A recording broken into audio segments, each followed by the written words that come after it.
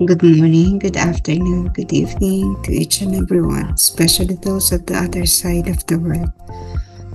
There is no time and space between us, there is only this present moment, and we are one.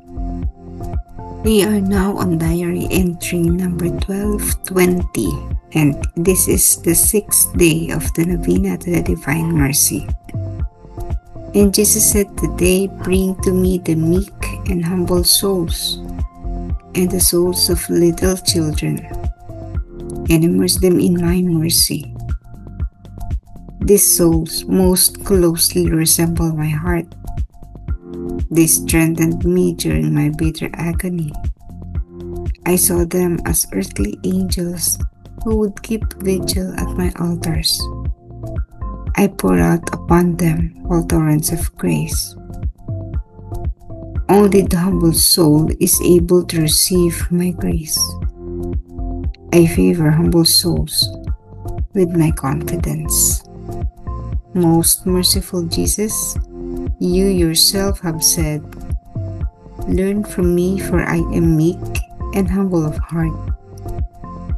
Receive into the abode of your most compassionate heart all meek and humble souls and the souls of little children. These souls send all heaven into ecstasy, and they are the Heavenly Father's favorites. They are a sweet-smelling bouquet before the throne of God. God Himself takes delight in their fragrance. These souls have a permanent abode in your most compassionate heart, O Jesus, and they unceasingly sing out a hymn of love and mercy. The truly gentle and humble soul already here on earth, the air of paradise breathes, and in the fragrance of our humble heart, the Creator Himself delights. Eternal Father, turn your merciful gaze upon meek and humble souls and upon the souls of little children who are enfolded in the abode which is the most compassionate heart of Jesus. These souls bear the closest resemblance to your Son. Their fragrance rises from the earth and reaches your very throne. Father of mercy and of all goodness, I beg you, by the love you bear these souls, and by the delight you take in them, bless the whole world, that all souls together may sing out the praises of your mercy for endless ages.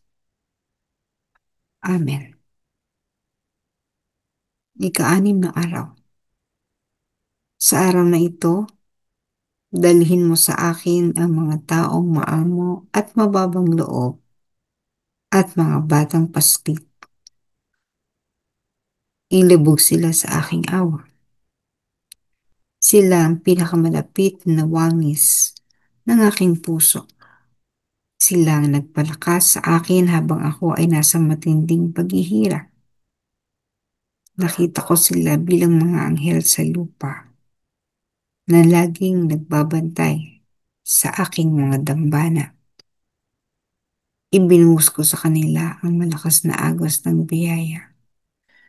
Tanging ang mga may kababaang loob ang may kakayahang makatanggap ng aking biyaya. Ginagawaran ko ng aking pagtitiwala ang mga taong may kababaang loob. Lubang maaway ni Jesus, ikaw ang tahasang nagsabi, "Mag-aral kayo sa akin sapagkat ako ay maamo at mababang loob."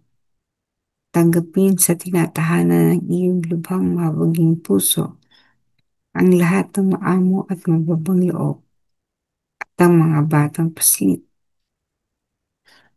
Sila ang nagtutulot ng matinding kagalakan sa kalangitan at sila ang mga itinatangi ng Amang Banal. Sila ang matamis na halimuyak na pumpon ng bulaklak sa harapan ng Diyos. Nalulugod ang Diyos sa kanilang halimuyak. Sila'y may palagi ang tahanan sa iyong lubhang mapaging puso, O Jesus, at walang humpay silang umaawit ng mga imno ng pag-ibig at awa. Isang tunay na maamo at mapagkumbabang kaluluwa na narito na sa lupa, humihingang hangin ng paraiso at sa samyo ng kanyang awang puso, nalulugod ang mismong lumikha. Amang walang hanggan, ibaling mo ang iyong maawaing pagtingin sa mga maamo at sa mga mababang loob at sa mga batang paslit na nakapaloob sa tahanan na walang iba kundi ang lubhang mabaging puso ni Jesus. Sila ang may pinakamalapit na hawig sa iyong anak. Ang kanilang halimuyak ay pumapailan lang mula sa lupa at umaabot sa iyong pinakatrono. Ama ng awa at ng lahat ng kabutihan, sumasamo ako sa iyo alang-alang sa pag-ibig mo sa mga ito at sa kaliwang idinudulot nila sa iyo. Basbasan mo ang buong sanlibutan upang lahat ng tao ay sama-samang umawit ng mga papuri sa iyong awa sa habang panahon at magpakailanman. Okay, ang intention for today is directed for the meek and humble souls at ang mga kaluluwa ng mga maliliit na bata, ng mga paslit. Yung pag sinabing meek and humble souls, di syempre kasama yung matatanda, no? Pero itong sa ano, nag-specific siya doon sa little children because little children have passed on are really humble from the beginning. Karaniwan yan sa mga bata, mapagpakumbaba. Para ba nagiging mapagpakumbaba, ano, mag-aaway yan, magagalitan ng nanay, maya, bati, bati na sila ng kaaway nila, tapos yung nanay niya, ano na uli siya, no? Okay na uli sila ng nanay niya. Hindi sila yung mga tulad ng mga matatanda na nag-away, taon na hindi pa nagpapatawaran. Nagkita uli, nag-iismiran. Pero ang mga bata, paglipas lang ng ilang oras, ilang minuto, no? Okay, ulit. Parang walang nangyari. Kaya minsan nakakainis, ano? Na pinagsabihan mo, parang wala lang. But that is the nature of the children. They do not bear grudges. Wala silang mga dinadalaw, itinatanim na galit. Maliban na lamang dun sa extreme conditions. Halimbawa, bata pa lang na rape, no? Yun, yun tumatanim sa ano niya, consciousness niya. Kasi matinding pangyayari yun. Or, halimbawa, pag palaging binubugbog ng magulang, physical violence yan, physical abuse. Tumatanim at tumatatak yan sa utak ng bata. Nagkakaroon ng matinding galit. Kasi ano naman, hindi naman ordinaryo yung dinaanan nun. Na kahit ikaw, ang dumaan sa ganong kalagayan, talagang mas matindi, no? So, marahil, ganun. Pero sa mga bata, nag-iiwan din yan ng malalim na sugat. So, yung mga bata, napaka-special talaga, no? If they passed on ng maaga, talagang even yung mga, lalo na yung mga sanggol, wala pa talaga nakukumit yan ng mga kasalanan, no? Liban lamang yan sa original sin that they have inherited from their parents at sa mga great-great-grandparents. Kasi kahit yung mag-tantrum sila, hindi mo pwedeng sabihin kasalanan din, no? Kasi yung state ng kanilang pag-iisip ay hindi pa ganun ka-stable, hindi pa develop. So yun nga, pero after naman mag-tantrum, so wala na, parang wala namang nangyari, balik uli dun sa malambing, mabait, no? Ganun. So, kahit sa Biblia, sinasabi ng Panginoon na iminomodelo niya ang mga batang Let the children come to me. Haya ang mga bata ay lumapit sa akin. Napapalapit ng even to the most sacred place. Kasi nga, bata, wala lang. Walang ka, ano-ano yan. And very pure ang kanilang, very pure ang kanilang liwanag. O hindi sila nababalot ng kahit kung ano man. Maliban na nga lamang kung mayroong mga traumatic experiences. nagkakaroon ng gray area sa kanilang mga liwanag. Pero otherwise, kung wala naman talagang napakaganda, no? Sila ang mga nagbibigay ng kasiyahan sa ating bahay, no? Kapag may bata sa isang bahay, masaya. No, yung mga tao doon ay may par quote-unquote na paglalaroan. Ano kasi nga masaya pag may bata. Ano ang nagagawa nito? No? Yung presence or existence ng mga ganong kaluluwa, humble of heart. Ito ay nakapagpapalugod, of course, no? Nakapagpapalugod yan sa ating Panginoon.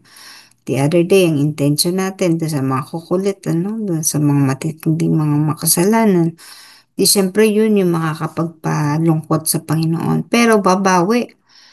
No? Sa pamamagitan naman ng mga batang ito ay ang kondisyon ng ating Panginoon ay nagsishift, no? Biglang malulugod yan. Na kahit nagdadala at nagpapasana sa katerbang kasalanan ng mundo, basta may mga ilang kaluluwang ganito, kahit papaano, ay nababawasan yung bitter agony sa puso ng isang ah, tao, sa puso ng ating Panginoon. Ano? Only the humble soul is able to receive my grace. Yun talaga, walang patid, no? Pag nagpa-ulan ng Panginoon, ng biyaya sa mga humble of heart, dire-diretso, hindi na sasamid, no? Hindi na choke.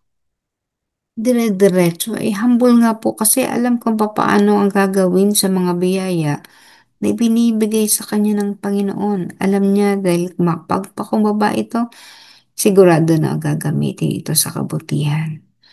Kaya umaawas ang biyaya sa kaluluwa ng mga meek and humble souls, and especially the souls of little children. Mapapansin niyo lahat ng mga intensyon. Kung kanino nakadirect ang intention for the day, lahat yan ay inilulubog sa maawain, mahabaging puso ng ating Panginoon. Kapag ang image ng Divine Mercy ay walang puso, walang pag-ibig, dead yung image na yun.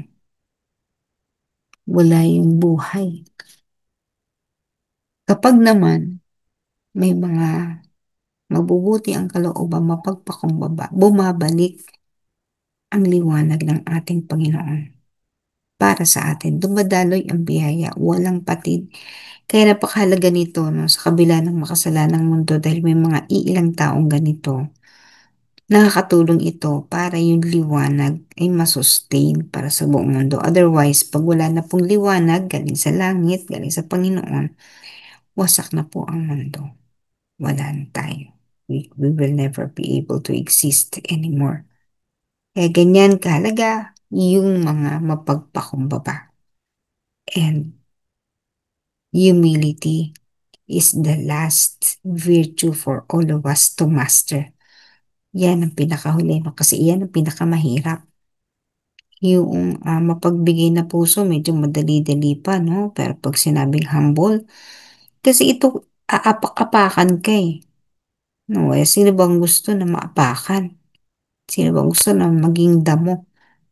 Pero like the grass, kahit tapakan mo yan, tayo pa rin yan. Buhay pa rin yan. Again, let us strive to be meek and humble of heart. Dahil tayo ay magiging katuwang ng ating Panginoon para mapanatili, no, for the existence of this world.